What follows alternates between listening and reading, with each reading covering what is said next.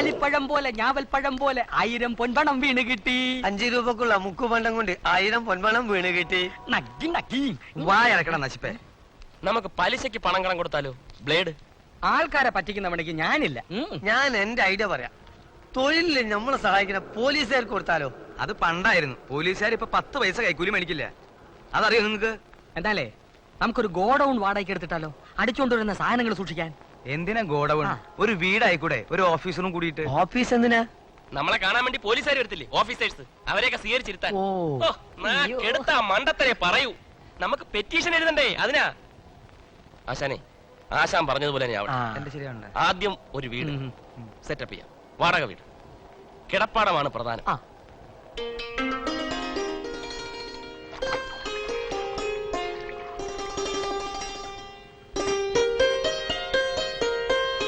അല്ല, ഇന്ന്